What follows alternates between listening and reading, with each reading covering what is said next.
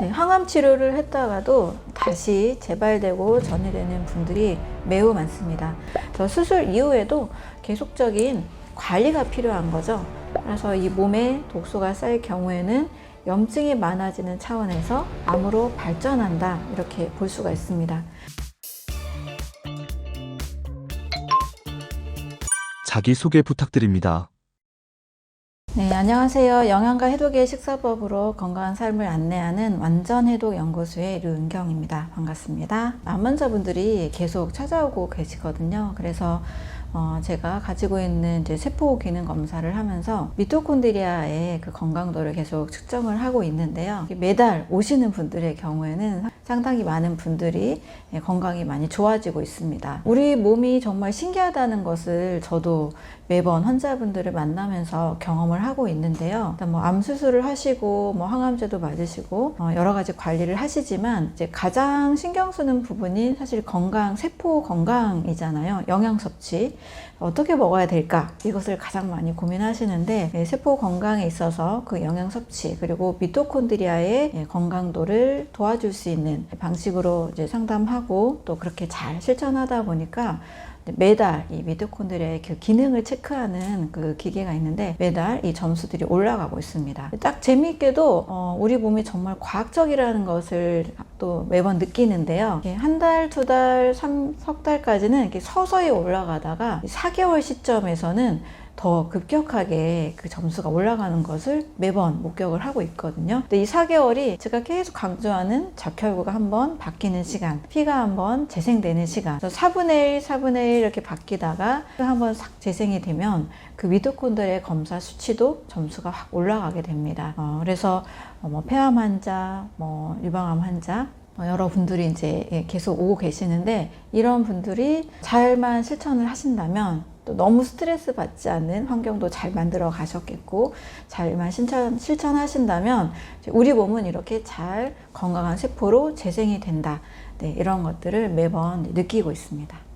미토콘드리아 수치가 암 환자에게 중요한 이유가 있나요? 네, 암은 세포의 변성에서 일어난 질병이잖아요. 세포의 하나의 세포의 변성부터 해서 점점 이 세포의 분열이 멈춰지지 않고 주변 장기까지, 주변 혈관이나 림프 장기까지 침투하는 측면에서 거기서 우리가 공포를 느끼는 게 이제 암의 특성인 거죠. 그러면 세포 수준에서 본다라면 암세포는 무엇이 다른가라고 봤을 때 정확하게 미토콘드리아의 변성으로 여러 학자들이 이야기를 하고 있습니다. 미토콘드리아 자체가 두 가지 기능을 하는데요. 에너지를 만든다. 많이 알고 있는 사실이죠. ATP를 생성한다. 근데 이 에너지를 만드는 것과 함께 세포의 분열 횟수를 조절하는 역할을 합니다. 그래서 딱 고장이 나면 세포가 어느 정도 계속 분열하는 횟수가 정해져 있거든요. 60회다, 100회다 이렇게 정해져 있는데, 이 횟수가 더 이상 증식하지 않기 때문에 세포 사멸이 이루어지면서 새로운 세포로 재생되고, 우리 몸은 계속 새로운 세포가 생성되고 낡은 세포가 사라지고, 이 일이 반복되는 건데요. 이 부분에 있어서 고장이 나는 거죠. 미토콘드리아가 변성이 될 경우, 문제가 생겼을 경우에는 세포 분열 횟수에 제한이 문제가 생기면서 계속 증식하게 된다. 이 특징을 가지게 됩니다. 그래서 미토콘드리아가 제대로 영양소 섭취를 못한다거나 산소가 부족한 환경이 된다거나 독소나 염증이 너무 많은 환경에서 변성이 일어났을 때 암세포로 계속 발전하게 되는 특징을 가지고 있는 거죠. 그래서 건강도에 있어서는 세포 건강 그리고 세포막과 미토콘드리아의 건강, 이것이 암 환자들이 계속 꾸준하게 신경을 써야 되는 부분이 됩니다. 암 환자 미토콘드리아 수치, 무엇을 봐야 할까요? 미토콘드리아 이 기능 검사를 통해서 확인해 보면 남성이냐 여성이냐에 따라서, 그리고 이제 나이에 따라서 그 기준값이 좀 달라지게 됩니다. 50대 중반의 어떤 여성일 경우에는 미토콘드리아 점수가 대략 600점 정도로 산정이 된다면, 실제 이제 환자들의 이 검사를 해보면 300점대도 나오고요. 정말 좋지 않은 분들은 200점대가 나오기도 합니다. 최근에도 한 여성 암 환자분이 방문하셨는데 290점 정도로 굉장히 낮은 수치를 가지고 있었어요. 500점 이상 넘어야 되는 기준 수치가 있는데, 그런데 한 달, 두 달 이렇게 오실 때마다 10점씩, 20점씩, 30점씩 이렇게 오릅니다.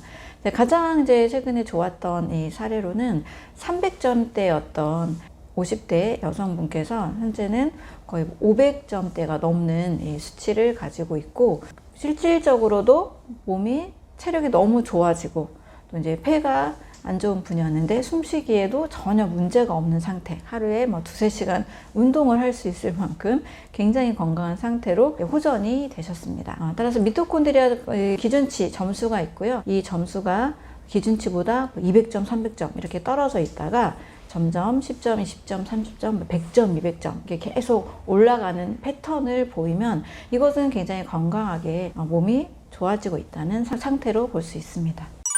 암은 갑자기 오는 병이 아닌가요? 어떤 질병이 갑자기 오는 것을 우리는 급성 질환이라 하고, 서서히 오는 질병은 이제 만성 질환이라고 얘기를 합니다. 급성일 경우는 뭐 세균이나 어떤 갑작스러운 바이러스에 의해서 몸이 갑작스러운 상태가 빠르게 바뀌는 것을 이제 급성 질환이라고 하죠. 하지만 암이라는 것은 유전 질환보다 최근에는 이제 대사 질환으로 보고 있기 때문에 대사에 의해서 생기는 만성적인 질환이다라고 보게 됩니다. 그 이유는 암이 시작되는 시점은 뭐 세포 하나가 바뀌었다고 암이 절대 되지가 않아요. 암이 발견될 때는 10억 개의 세포가, 암세포가 모여서 1터에 1세제곱센티미터의 크기가 됐을 때 이제 일기라는 진단을 하게 됩니다. 그러면 10억 개의 세포가 절대 적은 수가 아니잖아요. 이 10억 개의 세포 수가 만들어지기까지는, 잘못된 세포가 만들어지기까지는 어떠한 이 세포 환경에 있어서의 변화가 왔다라는 거죠. 세포가 정상적으로 충분한 산소와 충분한 영양소를 잘 공급받고, 또 세포 안에서 생기는 노폐물들이 잘 배출이 되면 세포에 큰 문제가 없을 겁니다. 그런데 산소 공급도 잘 안 되고, 영양도 굉장히 불균형적으로 들어오고, 영양이 들어오기를 기다리고 있는 세포에게 심지어 흡연이나 술이나 여러 식품 첨가물들로 인한 독소가 들어오기도 하고, 화학 성분이 들어오기도 하고, 전혀 이 세포에 도움이 되지 않는 것들이 들어오다 보니까 세포막에서부터 문제가 생기고, 또 세포 속에 있는 미토콘드리아라는 기관의 변성이 일어나게 됩니다. 그래서 이 암이라는 것은 어떤 하나의 원인에 의해서 갑자기 생긴다, 하늘에서 떨어지는 갑작스러운 이런 질병이 아니고, 우리 몸의 환경, 특히 세포가 건강하게 자라지 못하는 환경이 됐을 때 오는 질환이라고 볼 수가 있습니다. 암이 우리에게 보내는 조기 신호가 있을까요? 우리 몸은 사실 늘 다양한 신호를 보내고 있고, 그 신호를 우리가 잘 감지만 한다라면 아마 크게 건강에 고통까지는 가지 않을 것 같아요. 그런데 이 신호들을 무심결에 놓치고, 또 대수롭지 않게 여기고 그냥 약 먹어서 해결하지, 이렇게 간단하게 생각하다 보니까 암이라는 큰 질병까지 가게 되는 것 같습니다. 암이라는 것이 한순간에 생기는 질병이 아니다 보니 사람마다 다르지만 대략 10년, 20년 이렇게 서서히 축적되어 온 병이라고 이야기를 하는데요. 암이라는 것이 걸리기까지는 사실 우리 몸은 계속 알아주기를 바라는 그런 신호를 계속 보냅니다. 한 7가지 정도의 신호가 있는데요. 첫 번째는 이제 산소가 부족할 때의 환경이 바로 신호가 될 수 있습니다. 저산소 환경이라고 할 수 있는데요. 많은 사람들이 사실 굉장히 바쁘게 살잖아요. 제가 어떤 분을 만났을 때 이런 이야기를 하신 적도 있어요. 제가 열심히 일을 하는데 숨을 안 쉬고 있더라고요. 이런 얘기를 하신 적이 있었거든요. 이렇게 숨 쉬는 것도 우리는 잘 챙기지 못할 정도로 얕은 호흡을 하면서 굉장히 늦게까지 열심히 일합니다. 밤 늦게까지 쉬지 않고 계속 일하다 보니까 우리 몸은 충분한 산소를 공급받지 못하는 상태가 자주 오게 되는 거죠. 열심히 규칙적으로 운동을 하는 분들은 그래도 이 산소 공급을 받기도 하고, 또 호흡 수련을 하시는 분들은 도움이 될 수 있는데요. 이 운동이나 호흡 연습이나 또 어떤 생활의 어떤 균형, 굉장히 또 오랫동안 움직이지 않는 그런 사무직 생활을 할 때는 우리 몸의 산소 농도가 굉장히 낮아지게 됩니다. 또 많은 분들이 자세가 구부정한 자세를 취하고 있는 경우가 참 많죠. 일부러 복식 호흡을 하지 않을 때는 얕은 흉식 호흡을 하게 됩니다.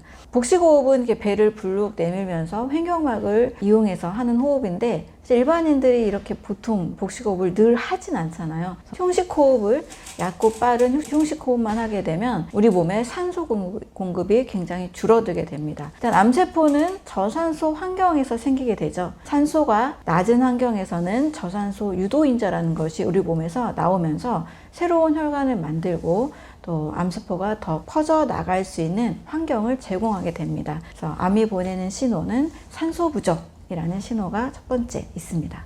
두 번째는 산성 체질이에요. 이거는 굉장히 많은 분들이 사람의 몸은 약 알칼리성 체질이고 산성 체질은 좋지 않다라고 많이 알고 계실 거예요. 그런데 무엇이 몸을 산성화시키는지, 이게 왜 나쁜지는 꼼꼼하게 따져보지 않고 있는 것 같습니다. 일단 많은 사람들이 쉽게 섭취하는 음식 중에 하나가 정제의 탄수화물, 정제의 당이죠. 요즘 많은 노력을 하고 계시지만 그래도 여전히 우리는 빵을 좋아하고 과자를 좋아하고 디저트, 액상 음료, 달콤한 음료수들, 이런 것들이 굉장히 많이 있습니다. 이렇게 단 음식을 먹게 되고 또 스트레스를 또 많이 받게 되는 이 환경이 되면 우리 몸은 당에 있는 성분이 인산화가 되면서 몸이 산성으로 쌓이게 되고요. 또 당이 잘못된 대사를 하는 과정에서 젖산이라는 물질이 생기면서 몸의 산도가 올라갑니다. 또 거기에다가 우리 몸이 늘 가지고 있어야 되는 칼슘이나 마그네슘이나 이런 적절한 미네랄들이 잘 공급이 안 될 때에는 뼈에서 이 미네랄들을 빼내서라도 산성 체질을 피하고 약 알칼리 체질을 만들려는 경향이 있습니다. 그런데 어떤가요? 우리가 막 칼슘, 마그네슘, 아연 이런 미네랄들을 충분히 잘 먹고 있어요 하는 이 균형 잡힌 식사를 하는 분들은 많지는 않은 것 같아요. 그러다 보니까 우리 몸에서는 계속 산성 체질을 알칼리 체질로 바꾸려고 노력을 하고 계속 칼슘도 빠져나가는 모양으로 바뀌게 됩니다. 많은 분들이 좋아하는 게 이제 고기가 있죠. 이 고기도 역시 많은 섭취를 하게 될 경우에는 산성 체질로 가게 됩니다. 과도한 당 섭취나 과도한 동물성 단백질 섭취, 이런 것들로 인해서 또 생기는 만성염증들이 우리 몸을 계속 산성화시키면서 이 산성화가 됐을 때 우리 몸의 세포는 정상적인 대사를 하지 않고 젖산을 활용해서 이 암세포의 대사가 일어나고 있기 때문에 이제 우리 몸이 암으로 갈 수 있는 신호가 될 수 있습니다. 산성 체질도 중요한 암이 만들어지는 신호다, 이렇게 볼 수 있습니다. 네 번째는 스트레스입니다. 사실 요거는 너무 많은 분들이 만병의 원인이다 라고 잘 알고 계실 건데요. 사실 저에게 상담을 받으신 많은 암 환자분들은 음식 문제도 있을 수 있었겠으나 음식과 운동, 수면, 호흡, 스트레스, 그 여러 가지 중에 가장 큰 범위를 차지하는 것이 스트레스라고 보고 있습니다. 굉장히 오랜 시간 동안 고통받고 있는 문제가 있었고, 고통스러운 그런 관계, 갈등 관계 속에서 굉장히 행복감이 전혀 느껴지지 않는 상실된 그런 삶을 살고 계신 분들이 많았습니다. 반드시 이 암을 위해서뿐만이 아니고요. 우리가 이 삶을 살아가는 목표를 생각할 때도 건강과 행복이라는 두 가지 키워드가 크게 중요한 요소잖아요. 그래서 반드시 해결해야 되는 것으로 꼭 여겨주셨으면 좋겠습니다. 스트레스를 받으면 일단 우리 몸은 교감신경이라는 이 자율신경이 지나치게 항진이 되면서 혈당, 혈압이 올라가고 근육은 수축하고 소화효소는 나오지 않게 되는 몸으로 긴장 상태로 바뀌게 됩니다. 또 긴장하면 혈액순환도 잘 이루어지지 않고 림프순환도 당연히 이루어지지 않고 면역세포들이 잘 활발하게 움직이지 않습니다. 그래서 스트레스를 받는 환경이 잠깐 하루 이틀 그냥 일주 잠깐이면은 문제가 없는데요. 수년 수개월 오랫동안 지속이 되는 환경에서는 이게 우리 몸이 계속 대처해야 되는 상황이 되기 때문에 문제가 발생할 수밖에 없습니다. 일단 혈액순환이 느려지게 되면서 혈액이 끈적끈적해지고 그 당분들이 많이 있는 이 몸 상태에서는 적혈구가 건강한 혈액순환이 되지 않기 때문에 적절하게 산소와 영양소를 잘 공급해주지 못하게 됩니다. 암에 걸렸다라는 것은 사실 산소 부족, 영양소 부족이라는 것을 나타내면서 그 원인 중에 하나가 스트레스다라는 것을 알 수가 있는 거죠. 스트레스를 더 크게 느끼는 환경 중에 하나가 바로 3교대 근무처럼 일주기 리듬이 깨어진 분들의 경우입니다. 제가 많은 분들을 상담할 때도 잠을 제대로 못 잤어요. 또 3교대예요. 계속 밤에 일하는 환경이에요. 이런 분들도 꽤 많으셨는데요. 이렇게 몸의 주기 리듬이 깨어지게 되면 몸 전체의 신진대사에 이제 문제가 오게 되고 제대로 된 면역 작용이 일어나지 않게 됩니다. 그래서 스트레스라는 환경에서는 제대로 된 산소, 영양소 공급이 되지 않고 또 면역 세포들이 제대로 일을 하지 못한다라는 측면에서 암을 또 부를 수 있는 신호가 될 수가 있습니다. 다섯 번째는 혈당 스파이크입니다. 이 혈당 스파이크 하면 많은 분들이 단순하게 그냥 단 음식만 생각하기 쉬운데요. 저는 꼭 구분하라고 말씀을 드리는 게 자연의 당과 정제 가공한 당, 확실하게 우리 몸에서 작용하는 포인트가 다르다는 것을 꼭 이해하셨으면 좋겠습니다. 일단 혈당 스파이크가 빠른 음식들은요, 정제된 탄수화물, 액상 과당류로 만들어진 어떤 가공된 음료, 음식들이 되겠습니다. 혈당 스파이크는 우리 몸에서 인슐린이라는 호르몬을 빠르게 부르게 됩니다. 근데 인슐린은 호르몬이 지나치게 자주 부르는 신호를 받게 되면 인슐린 저항성이 같이 생기면서 만성염증이 같이 커지게 되는 환경으로 우리 몸이 바뀌게 됩니다. 또 이 당분은 앞서 말씀드렸던 인산이 쌓이면서 산성화 체질도 같이 부르게 된다 그랬잖아요. 인슐린 저항성과 함께 염증 유발하는 차원에서 암의 씨앗이 될 수 있는 우리 몸의 환경을 제공하게 됩니다. 따라서 혈당 스파이크는 단순히 살찌는 차원, 당뇨병 차원뿐만이 아니고요. 인슐린 호르몬의 항염 작용과도 연관지어서 암을 만들 수 있는 환경이다라고 보시면 되겠습니다.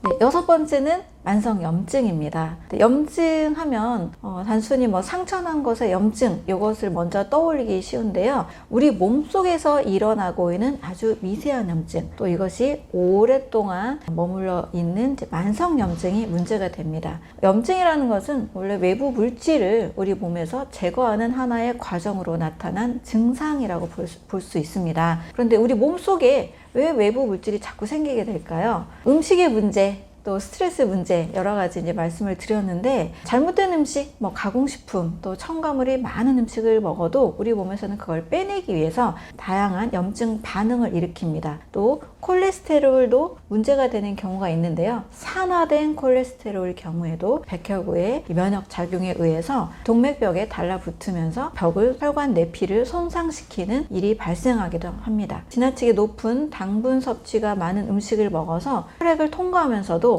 혈관 내피세포가 손상될 수 있습니다. 또 어떤 영양소들의 부족으로 인해서 영양소가 부족하니까 그 부분을 자꾸 보완하기 위해서 작은 조직의 변성이 일어나기 쉬운데요. 석회화가 됐다, 섬유화가 일어난다, 간 유리 결절이 생겼다, 이런 조직의 변성 수준들도 사실 만성염증의 결과물이라고 볼 수가 있습니다.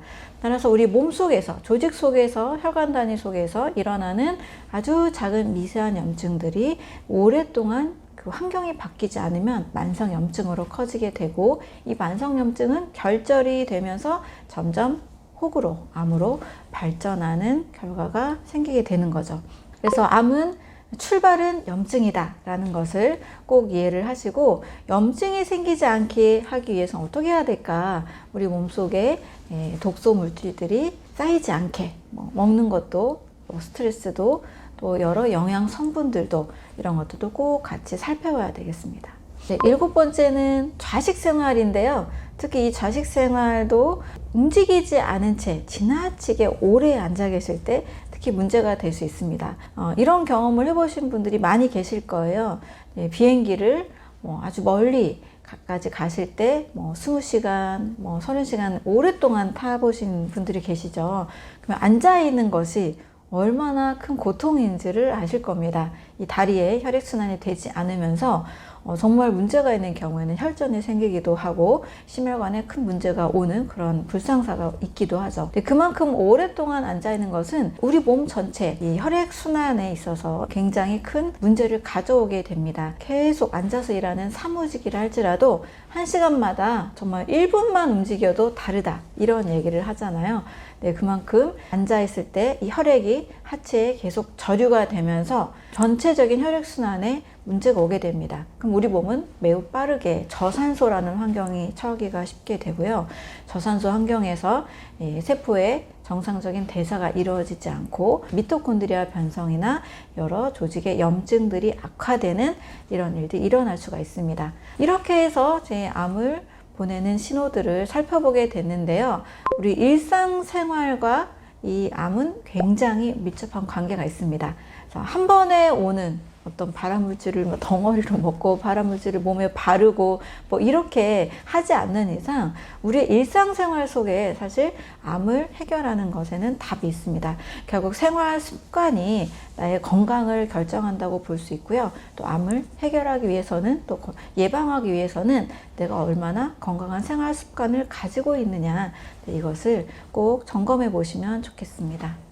암에 걸리면 가장 먼저 무엇을 해야 할까요? 암에 딱 걸리게 되면 이제 진단을 받으면서 보통 아시게 될 텐데, 많은 분들이 사실 암 자체에 대한, 이 단어 자체에 대한 두려움을 가지고 계신 것 같습니다. 사실 암이라는 것을 잘 이해하지 못했을 때는 무시무시한 그런 단어로 들릴 수밖에 없고, 또 금방이라도 내 몸에 다 퍼져서 전이 되고 우리 온몸에 퍼질 것 같은 두려움이 있는데요. 일단 암이라는 것에, 내가 암에 걸렸다는 것을 알았을 때는 저는 가장 먼저 이걸 막 떼어내고 제거하는 거에 집중하기보다 왜 암에 걸렸을까라는 나의 생활 습관, 내 몸의 환경을 살피는 것이 가장 첫 번째라고 볼 수가 있습니다. 결국 암은 떼어내고 또 수술을 하고 약을 써서 줄였다 할지라도 나중에 이제 전이 되고 재발되는 것 때문에 많은 분들이 고통을 많이 겪게 되는 거죠. 그 전이 재발까지 우리는 염두에 두고 암을 바라봐야 됩니다. 결국 한 가지 단순한 조건이 암을 생기게 만든 것이 아니고 우리 몸 전체의 환경, 그리고 내 삶의 환경이 암을 가져오게 됐다라고 볼 수 있습니다. 그래서 첫 번째는 일단 식습관을 한번 점검하실 필요가 있겠죠. 내가 자연식에서 얼마나 멀어진 가공식, 또 조리된 음식을 얼마나 많이 먹었고 신선한 음식을 먹지 않았는지, 첫 번째 이것을 확인해 봐야 되겠습니다. 충분한 산소 공급을 했는지, 좌식 생활이 지나치지 않았는지, 운동을 어느 정도 했는지, 그리고 호흡을 얼마나 잘 하고 있는지도 꼭 살펴봐야 되겠죠. 그래서 암은 저산소 환경에서 생기니까요. 나의 호흡 체크, 산소 농도, 내 몸에 얼마나 산소가 잘 공급되고 내가 잘 호흡하고 있는지, 이것을 꼭 확인해 봐야 됩니다. 세 번째는 스트레스라는 요소를 반드시 점검해야 됩니다. 어떤 분은 본인이 굉장히 좁은 사무실에서 특히 그 에어컨 청소가 되지 않은 그 에어컨 바람을 직격탄으로 맞은 것이 큰 원인인 것 같다. 그리고 내가 하고 있는 일이 흥미나 보람이나 이런 것을 느껴서가 아니고 그냥 안정적인 수입이 보장되기 때문에 어쩔 수 없이 한다라는 생각을 굉장히 이제 오랫동안 가지고 있었다라고 이야기를 하고 있습니다. 그래서 나의 환경을 한번 살펴보는 것이 가장 이제 중요한 요소가 될 수 있습니다.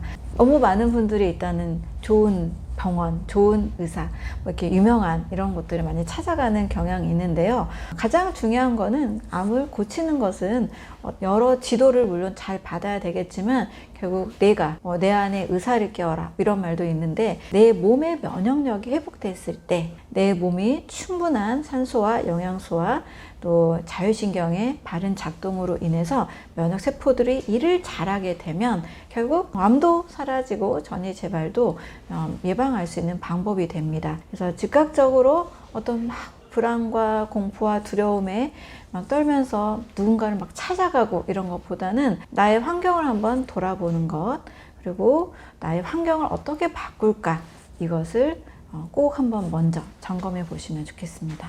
암은 유전 문제가 아니라 대사의 문제인 이유는 무엇인가요? 일란성 쌍둥이를 통해서 검사한 결과를 보니까 약 5,000쌍의 일란성 쌍둥이가 같은 병에 걸릴 확률은 2.5%가 되지 않았습니다.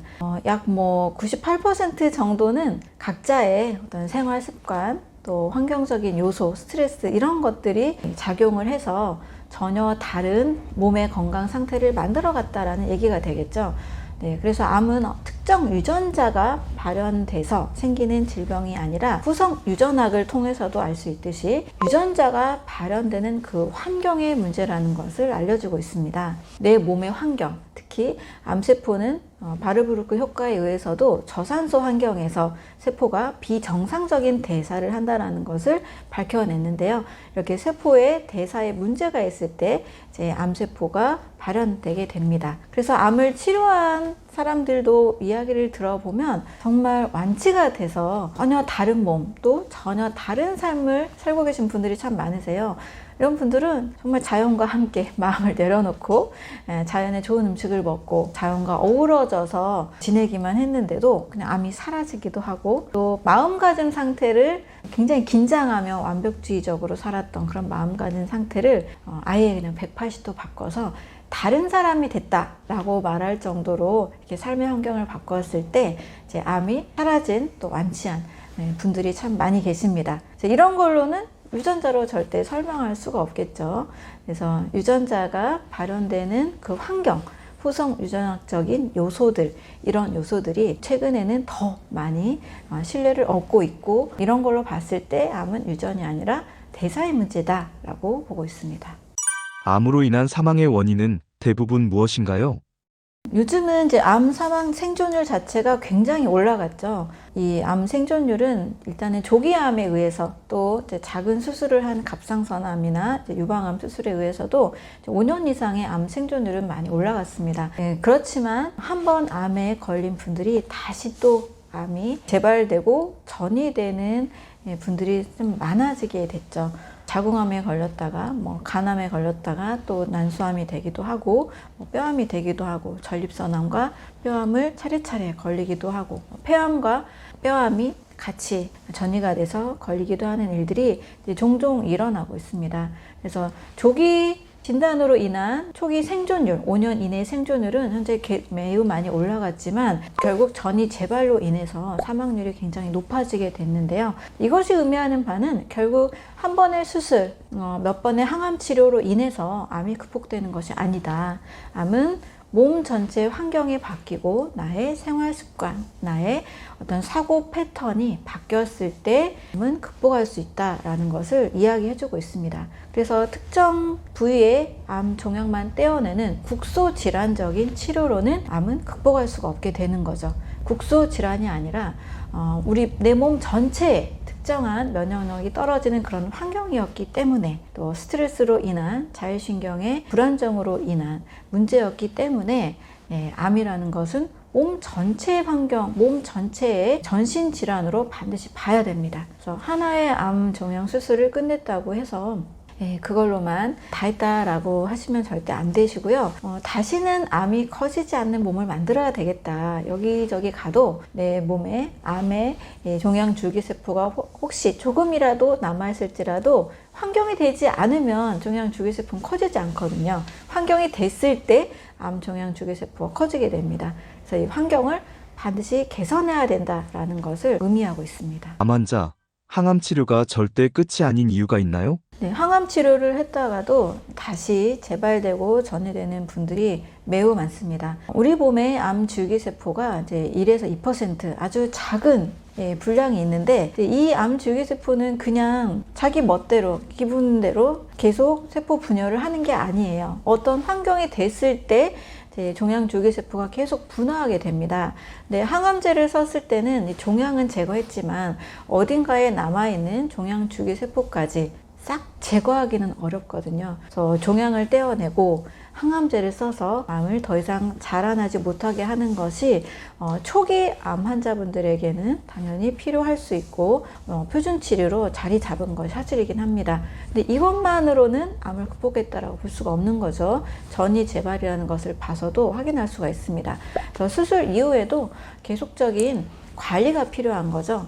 제가 늘 강조하는 것은 우리 몸은 정상적으로 늘 세포 분열이 일어나고 있다. 근데 이 세포 분열이라는 것은 이 세포가 필요로 하는 균형 잡힌 영양소를 잘 섭취하고 또 충분한 산소 공급을 통해서 건강한 세포로 분열해 가야만 하게 되는 거죠. 이 건강한 세포가 분열하는 그 환경을 만들어야만 일시적인 그런 수술과 항암제로 인한 부분적인 치료에 머무르지 않고 근본적인 치료가 될 수가 있습니다. 그래서 암 줄기세포는 내 몸에 충분한 산소와 영양소가 공급이 되고 자율신경의 균형이 잘 맞는 좋은 환경에서 잠을 잘 자는 이런 좋은 환경에서는 굳이 이 암세포를 분화할 필요가 없거든요.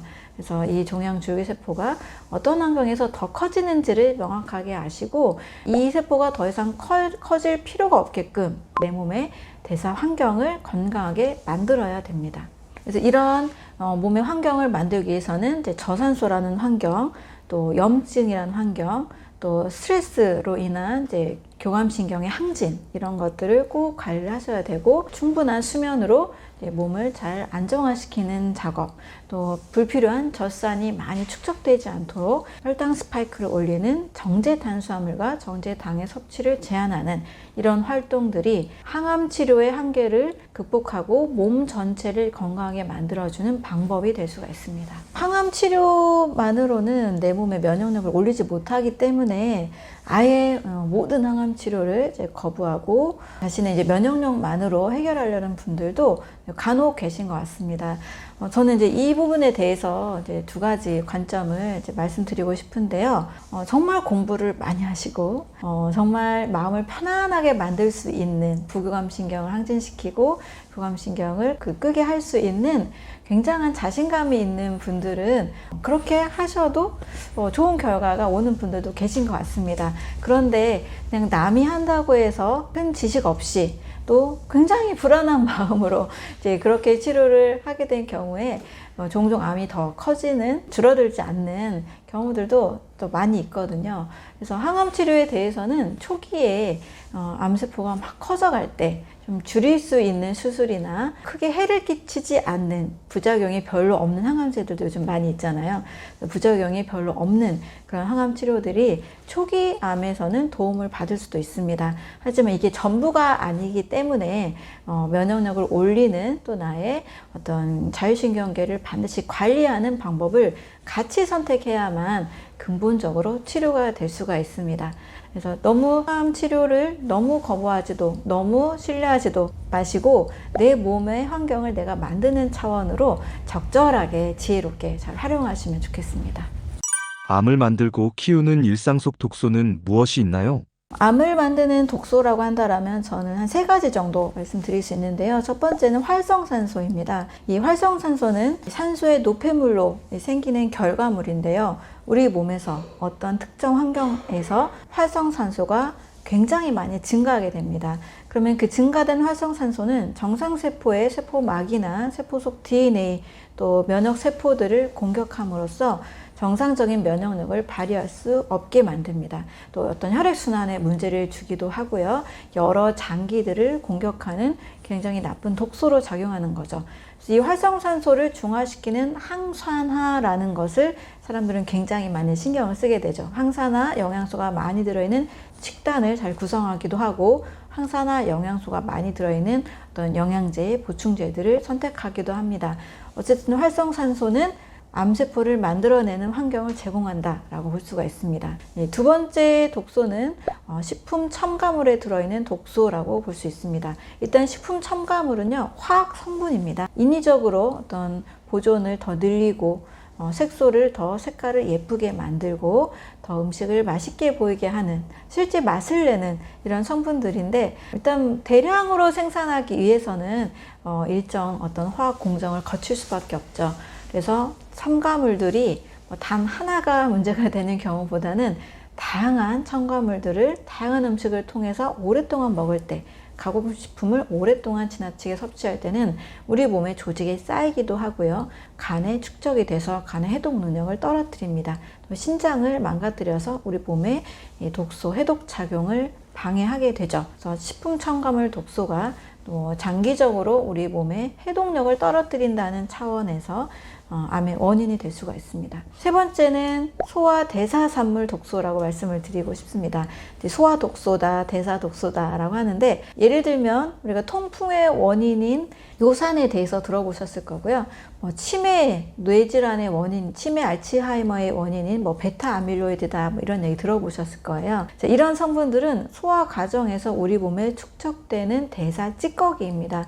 이 찌꺼기들이 특정 장소에 뼈 관절에 쌓였을 때 통풍이 되는 거고, 이런 것들이 뇌 쪽에 쌓였을 때 치매나 알츠하이머의 이제 원인으로 밝혀지게 되는 거죠.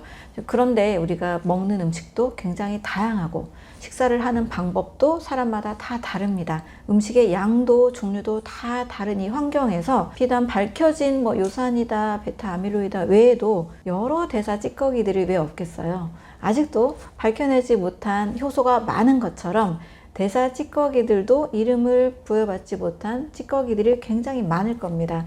이거는 이제 소화 과정을 통해서 저는 굉장히 많이 확인할 수 있는데, 환자분들이 소화가 잘 되고 편안한 식사가 되고 영양 섭취를 잘하면 체력이 계속 올라가고 컨디션이 굉장히 좋아집니다.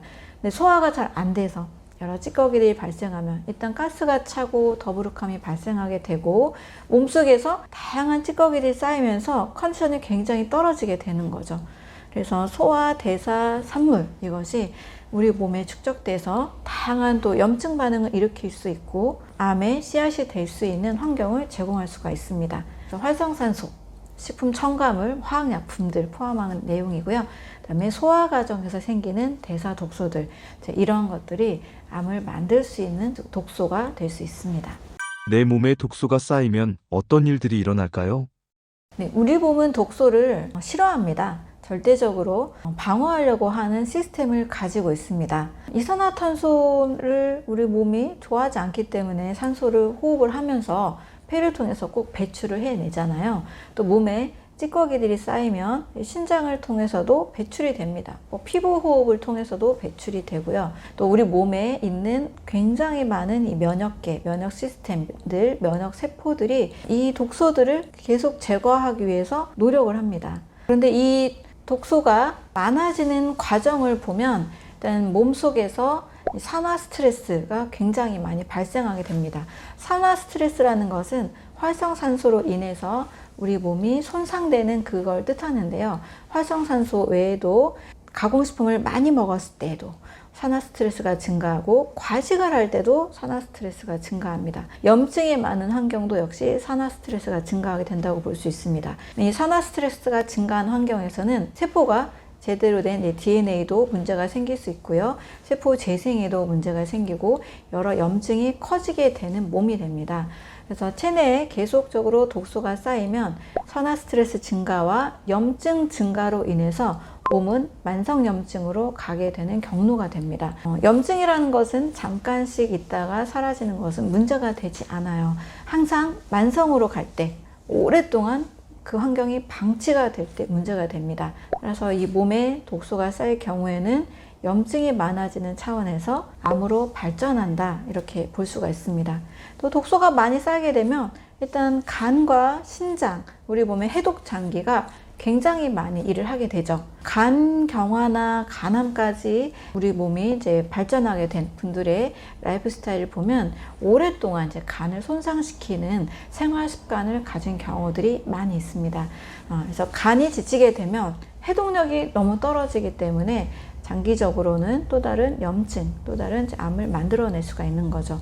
신장도 역시 마찬가지죠. 독소가 많으면 신장이 걸러내야 될 게 너무 많아지죠. 많은 이 독소들을 처리하기 위해서 이 신장의 필터 능력이 빠르게 손상이 됩니다. 신장에 사구체에 문제가 생기고 염증이 생기고 신장을 결국 사구체 여과율이 떨어지면서 신장 투석까지 가게 되는 결과도 맞이하게 될 수 있는 거죠. 체내에 독소가 많이 쌓일 때는 해독장기, 간, 신장 등이 빠르게 망가질 수 있다. 우리 몸은 빠르게 질병이 걸릴 수 있는 몸이 될 수가 있습니다. 일상 속에 있는 독소들은 어떤 것들이 있나요?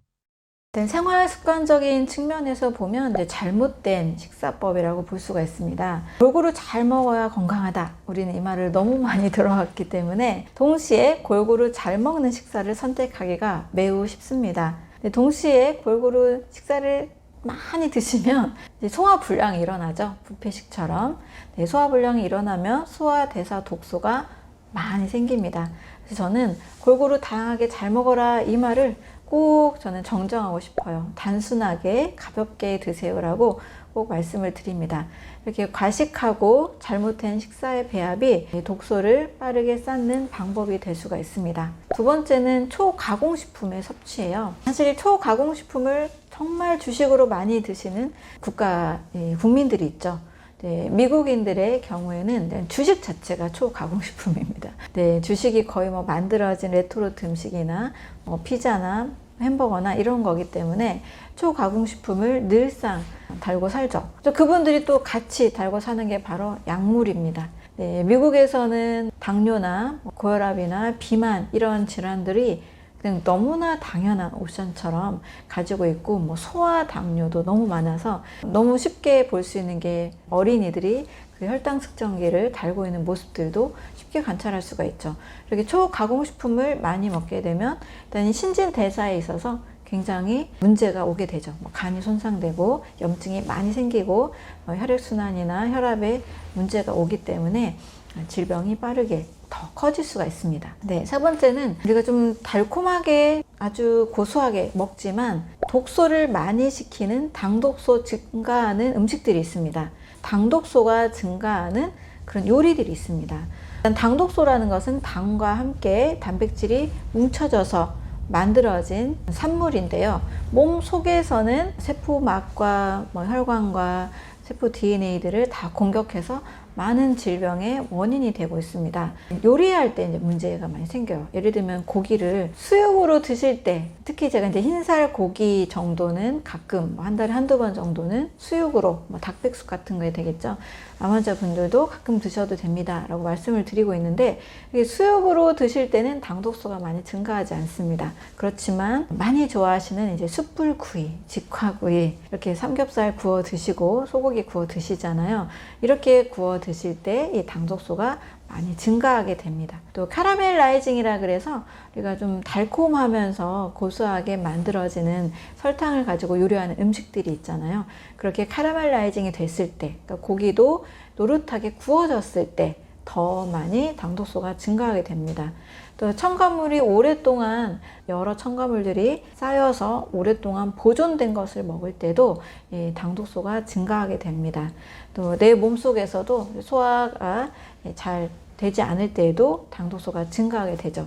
그래서 이 당독소로 인해서도 상당히 많은 이제 질병들이 많이 올 수 있기 때문에 요리법에 있어서도 최대한 날 것이 좋은 그 상태의 음식, 과일이나 생채소 같은 걸 드시기 편한 정도의 양으로는 드시되, 너무 지나친 요리, 불에 굽고 바로 또 튀기고 이렇게 너무 지나친 요리를 거치는 음식들은 상당히 좀 줄여서 드실 필요가 있습니다.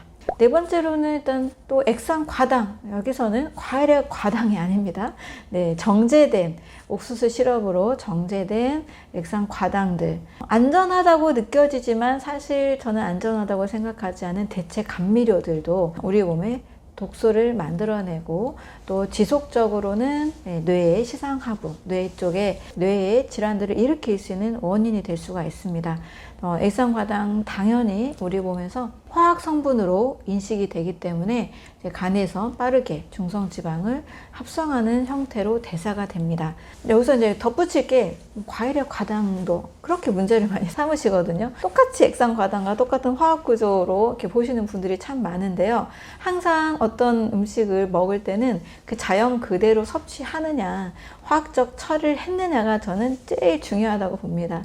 그래서 과일의 과당은 중성지방을 만드는 게 아니고 우리 몸에서 간에서 에너지원으로 공복에 섭취 시 바로 활용을 합니다. 밥을 다 드시고 추가로 드시는 이제 과일의 과당이 아니라 식사로 섭취하는, 식전에 또 섭취하는 과일의 과당 섭취는 식이섬유 수분과 함께 자연의 당분이기 때문에 이것으로 인해서 큰 문제가 오지는 않습니다. 많은 암 환자들이 저는 이제 식이 상담을 하면서 과일 섭취를 권하고 있지만 이것으로 인해서 암세포가 더 커진 분들은 저는 아직까지는 만나보지 못했으니까요. 일단 과일 섭취 좀 편하게 하시고, 그래도 불안하신 분들은 이제 저당도 과일 섭취로 해주시면 과일에는 항산화 성분들, 또 수분과 다양한 영양 성분들이 것들이 이 세포의 재생에 크게 도움을 줄 수 있습니다. 그래서 이런 일상생활에서 이런 우리의 식사 습관들이 내가 또 쉽게 선택하는 일상이 빠르고 간편한 가공식품들이 일단 내 몸에서는 독이 될 수 있다는 것을 꼭 인지하셨으면 좋겠습니다. 일단 제가 이제 해독 연구소다 하면서 독소, 해독에 대해서 굉장히 이야기를 많이 드리고 있는데요. 진짜 독을 일부러 드시는 분은 단 한 분도 안 계시거든요. 다만 내가 식사하는 방식이, 내가 선택한 음식이 독이 될 수 있다 라는 것을 저는 꼭 인지하셨으면 좋겠어요. 정말 해독작용만 우리 몸에서 어느 정도 해줘도 정말 우리 몸은 크게 큰 질병까지 가지 않을 수 있습니다. 너무 많은 분들이 아파서 정말 병원이 미어 터질 정도로, 환자를 만날 수 있는 시간이 1분, 3분밖에 안 될 정도로 많은 환경은 많은 국민들의 이 생활 습관, 식사 습관에서 많이 기인하게 됩니다. 아픈 몸까지 가지 말라고 꼭 말씀드리고 싶고요. 정말 해독, 우리 몸의 독소라는 것을 꼭 인지하셨으면 좋겠습니다. 어떤 스트레스가 암을 키우게 되나요? 암에 걸린 분들을 좀 공통적으로 보면 일단 다 그런 건 아니지만 확률적으로 속에 뭔가 자꾸 쌓아두는 분들이 많이 계십니다. 또 완벽주의적인 성향으로 긴장한 삶을 유지하셨던 분들이 많이 있습니다. 이제 그것은 교감신경 항진 상태가 오래 지속됐다라고 볼 수가 있습니다. 교감신경이 우세한 상태에서는 자율신경 작용이 잘 일어나지 않습니다. 자율신경이라는 말 자체를 보면요, 자율적인 거예요. 내가 호흡도 해야지 하고 호흡하고, 멈춰야지 하고 호흡 멈추고 이러지 않잖아요. 심장 박동도 마찬가지고 내 몸에서 일어나는 다양한 생리적인 반응들은 알아서 움직입니다. 그런데 이 알아서 움직이는 자율신경은 감정의 지배를 받아요. 굉장히 완벽주의적인 어떤 성향, 굉장히 오랫동안 긴장한 상태, 스트레스를 많이 받는 상황. 한마디로 스트레스는 불편함인 거죠. 작은 불편함이 잠깐 있는 거는 괜찮습니다. 길게 지속되는 마음의 큰 불편함, 큰 고통들인 거죠. 이것이 오랫동안 지속이 되면 교감신경이 항진이 되면서 혈당, 혈압도 상승하고 소화효소는 나오지 않고 혈액순환이 잘 되지 않게 됩니다. 근육은 수축되면서 온몸이 이제 딱딱하게 굳어갈 수 있는 몸으로 바뀌게 되는 거죠. 이렇게 오랫동안 긴장을 이제 하게 될 경우가 우리 몸에서 이제 문제를 가져오게 됩니다. 또 이 교감신경은 면역세포 중에서 이제 과립구, 호중구, 호상구, 회음구라는 과립구를 지배하고, 또 부교감신경, 반대신경이죠. 이완신경이라고 이해할 수 있습니다. 이완신경인 부교감신경은 NK세포나 대식세포나 이런 림프구, T세포, B세포 같은 림프구들을 주관합니다. 이제 암에 있어서는 일단 NK세포 활성도 검사 들어보셨듯이 NK세포가 활성이 되어야만 암세포를 잘 처리하는 작용을 할 수가 있습니다. 그래서 림프구들이 항진이 많이 돼야 면역력이 확 올라갈 수 있는 몸으로 바뀔 수가 있는데요. 림프구 항진이 되는 환경이 되려면 교감신경이 꺼지고 부교감신경이 켜져야만 합니다. 그 환경은 굉장히 편안한 상태, 마음이 즐거운 상태, 마음의 큰 고통이 사라진 상태, 이것이 이제 부교감신경이 항진된 상태를 말하는 거죠. 그런데 이제 암 환자분들을 많이 대화 나누다 보면 오랫동안 어떤 갈등 관계, 또 직장의 문제나 가족의 문제, 인간관계 여러 문제, 또 어떤 사업의 큰 이제 잘못된 그런 큰 충격들로 인해서 길게 지속되는 스트레스를 경험한 분들이 많이 계십니다. 그래서 스트레스가 이제 암의 원인이라는 것은 반드시 이 스트레스를 환경을 바꿔야만 암도 사라질 수 있다, 이렇게 말씀을 드릴 수 있는데요. 많은 분들이 죄송하게도 스트레스는 조금 뒤로 제쳐놓고 음식에 너무 집중하지 않나, 이런 생각도 많이 하게 됩니다. 그래서 음식도 정말 중요하긴 한데요. 어느 정도를 크게 위협적인 상황이 아니고 술, 담배 하시고 이러지 않으시잖아요. 가공식품 막 즐겨 드시지 않으시잖아요, 암 환자분들은. 근데 음식에 있어서는 어느 정도 좀 하시면 그 다음은 정말 스트레스라는 거, 이 교감신경과 부교감신경의 이 균형, 이것을 반드시 챙겨야만 다시 이제 우리 몸이 이 신경계와 면역세포들의 작용이 안정화가 되면서 면역력이 회복이 됩니다. 스트레스 관리, 내 마음 관리, 이제 긴장하셨던 분들은 어떻게든 그 긴장을 좀 편안함으로 좀 바꾸시려는 노력들. 안 웃는 분들 많이 계시거든요. 잘 안 웃고 딱딱한 분들, 웃는 시간을 어떻게든 만드시라고 제가 말씀을 드립니다. 그래서 뭐 재미있는 그런 예능 프로그램이나 좋아하는 프로그램을 보시더라도 어떻게든 억지로라도 웃어야 된다. 그래서 꼭 웃으시고 마음의 편안한 환경을 반드시 만들어야만 우리 몸 전체가 면역세포들 또 혈액순환 몸 전체가 제대로 된 건강한 상태를 만들 수가 있습니다. 스트레스 감소 효과를 가장 빠르게 볼 수 있는 건 무엇인가요? 가장 빠르게 할 수 있는 것은 바로 호흡입니다. 우리 숨쉬기는 늘 하고 있잖아요. 하지만 의식하지 않고 무의식적으로 계속 호흡을 하고 있는데요.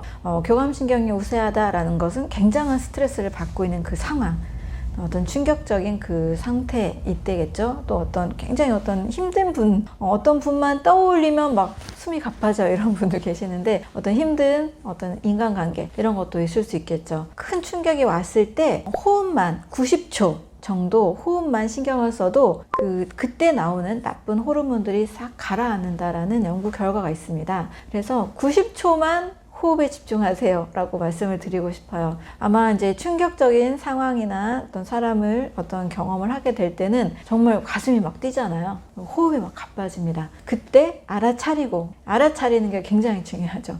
그때 알아차리고 내가 지금 호흡이 빨라지고 있고 굉장히 지금 막 혈압이 상승하고 있고 감정이 굉장히 나쁘게 치닫고 있구나 라는 것을 알아차리고 어떻게 해서든 간에 거기서 잠깐이라도 비켜나서 복식호흡을 꼭 하시라고 권하고 싶습니다. 숨을 쉴 때는 배를 불룩 내밀어서 횡격막을 확 이제 넓혀주는 겁니다. 그래서 이 횡격막에도 수많은 림프구들, 면역세포들이 있다라는 이야기들도 있습니다. 그래서 횡격막만 관리에도 아주 건강에 유익하다. 호흡 수련, 호흡 명상 하시는 분들 많이 계시잖아요. 그런 분들은 호흡 하나만으로도 인생이 바뀐 것을 많이 이야기하시는데요.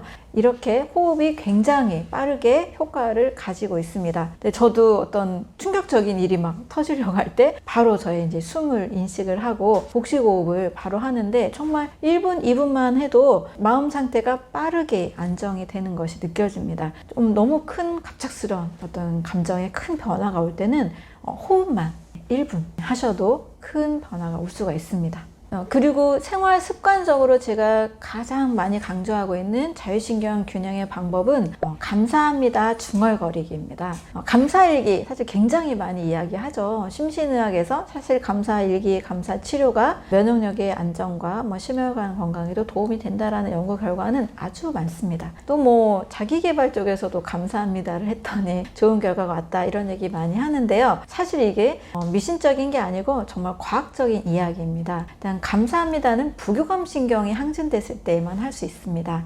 교감신경이 항진되면 감사합니다가 안 나오죠. 긴장하고 스트레스 받으면 안 나오죠. 근데 정말 이렇게 뭔가 누군가를 떠올리고 좋은 일들을 떠올렸을 때 감사합니다. 정말 그건 감사한 일이었어. 정말 감사한 분이야. 이렇게 감사합니다라는 이 느낌이 나오는 그 순간 자체는 부교감신경이 항진되는 일입니다. 그런데 이걸 반대로 해보는 거죠. 내가 감사한 상황이 됐으니까 감사한다. 이거는 이제 일반인들도 할 수 있는 건데 일상생활에서 좀 감사합니다가 잘 안 나오는 분들이 계시죠. 좀 일생에 한 번 하시는 이런 분들 계시죠. 근데 일상생활에서 늘 이걸 해보자는 거예요. 그냥 숨을 쉬듯이 걸어가면서도 하고 저도 운전하면서 하고 잠깐 아무 생각도 안 하고 멍 때리고 있다는 걸 인식했을 때마다 뭘 감사할까 계속 감사합니다 감사합니다를 계속 그냥 되뇌입니다. 하나하나 찾아서 감사하는 것도 너무 좋지만요. 그러려면 굉장히 많은 에너지가 필요해요. 수첩도 있어야 되죠. 핸드폰도 꺼놔야 되죠. 그걸 하실 수 있는 분은 하셔도 좋습니다. 하지만 더 쉽게 할 수 있는 방법은 그냥 걸어가면서 산책하면서 운전하면서 뭘 하면서 입으로 계속 읊조리다 보면 감사한 그 느낌이 굉장히 충만하게 다가오는 걸 경험할 수 있습니다. 이 경험을 꼭 해보시라고 말씀을 드립니다. 그래서 감사합니다 100번 하세요, 500번 하세요, 1000번 하세요 이렇게 제가 숙제를 내드리는데 저 역시 저의 스트레스 관리 저도 해야 되잖아요. 하기 위해서 이걸 꼭 실천을 합니다. 그러면 반대로 이제 되는 거예요. 이걸 하니까 부교감 신경이 우세하면서 면역력이 잘 자리 잡게 됩니다. 그래서 많이 긴장을 너무 자주 하시는 분들, 생각날 때마다 이 감사합니다를 하시면 부교감 신경이 우세한 몸으로 잘 바뀌게 됩니다. 이것을 꼭 실천해 보시길 바라고요. 이거를 정말 잘 실천하신 저희 이제 내담자 분들께서는 감사한 게 많더라고요. 이걸 했더니 너무 삶에 문제가 없어졌어요. 너무 행복해요. 이런 얘기를 많이 하십니다. 또 이거를 했을 때는 부정적인 일이 와도 그것이 주는 해로움이 굉장히 적어지게 됩니다. 감사합니다를 안 하고 그냥 감사를 안 하는 사람이 어떤 힘든 일, 부정적인 일이 오게 되면 그 일에 쇼크가 다 오게 되지만, 늘상 이 감사 습관을 하신 분들은 어떤 부정적인 일이 닥쳤을 때 이 일이 주는 또 다른 변화, 어떤 성장의 경험들, 배움들, 이거를 즉각적으로 또 바로 해석하고 그것을 대처하는 힘이 상당히 긍정적으로 에너지가 상승하게 됩니다. 그래서 부정적인 일이 안 오는 게 좋으나 설령 우리가 올 수밖에 없는 상황이 또 있잖아요. 그럴 때도 대처 능력이 커진다라는 차원에서 굉장히 좋은 생활 습관이 될 수가 있습니다. 암 환자가 꼭 알아야 하는 한 가지가 있다면 뭐가 있을까요? 저는 암 환자분들에게 1%의 암세포가 아닌 99%의 정상세포에 집중하세요 라고 늘 강조를 합니다. 암은 굉장한 두려움과 공포로 올 수가 있습니다. 또 재발과 전이의 공포까지 또 생기게 되죠. 그런데 우리가 어떤 환경에 처했을 때 항상 이 두 가지 관점이 있잖아요. 컵에 물이 반 남았을 때 비유로 너무나 많이 알고 있는 관점이죠. 물이 반밖에 안 남았다. 물이 반이나 남았다. 이 긍정의 관점으로 살 때 훨씬 좋다라는 거 우리가 다 알고 있잖아요. 이 관점을 적용하는 겁니다. 그러니까 암이 생겼을 때는 대부분 0기, 1기, 2기, 3기, 4기, 몇 센치다, 몇 센치다 이렇게 크기로 이야기를 하지만 그래도 암이 아닌 몸의 부분이 훨씬 더 많습니다. 그렇잖아요. 잠깐 어느 부분에 조금 생긴 거잖아요. 나머지는 정상세포죠. 이 정상세포에 집중하는 겁니다. 암세포에만 집중하는 것이 아니고 정상세포에 집중하면서 내가 일부분 암이 생겼는데 지금부터라도 정상세포가 건강한 환경을 만들자. 건강한 나의 삶의 라이프 스타일을 만들자. 이런 마음에 집중하다 보면 계속 분열하는 새로운 세포들은 건강한 세포로 자리 잡게 되고, 심지어 어떤 연구 결과에서는 암세포도 정상세포화 된다라는 결과들, 어떤 기적적인 결과들이죠. 이런 연구 결과들도 사실 드물게 일어나고 있습니다. 그래서 건강한 정상세포, 99%의 정상세포에 집중해서 이 세포가 또 암이 되면 안 되잖아요. 이 세포가 건강한 환경에서 잘 자라서 암세포도 제거하는 힘이 생길 수 있도록, 그렇게 저는 건강한 세포에 집중하자 이 말씀을 꼭 드리고 싶습니다. 이 이야기를 들은 분들은 얼굴 표정이 확 바뀝니다. 불안과 공포에서 희망을 발견하게 되는 거죠. 근데 정상세포를 건강하게 만드는 거는 즉각적으로도 우리가 할 수 있잖아요. 그래서 건강한 세포가 자랄 수 있는 충분한 산소, 영양소, 그다음 자율신경 관리. 네, 이거 꼭 하셔야 됩니다. 자율신경 관리. 먹는 것 이상으로 더 중요할 수 있습니다. 그래서 이 부분을 꼭 정상세포, 99%의 정상세포에 집중하자. 그리고 정상세포가 건강하게 계속 재생 분열할 수 있는 환경을 만들자. 암은 사라질 수 있다. 이 말씀을 꼭 드립니다. 구독자분들께 해주고 싶은 말씀이 있으신가요? 암을 경험하신 분들 중에 제가 굉장히 큰 감동을 받는 분들이 가끔 계십니다. 암을 경험한 뒤에 내 삶을 확 바꿔서 나는 더 좋은 사람, 더 좋은 인생을 살고 있다라는 이야기를 가끔 듣습니다. 이것은 누구에게나 정말 드리고 싶은 말씀이에요.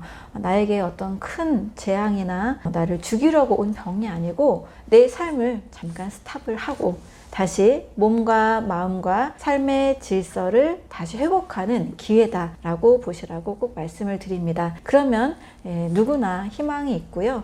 건강한 세포 재생에 집중을 하시는 분들은 많은 좋은 경험들을 하게 되시니까요. 저는 꼭 희망을 가지시고 재앙이 아니라 큰 삶의 좋은 변화의 기회다라고 만들어 가셨으면 좋겠습니다. 감사합니다.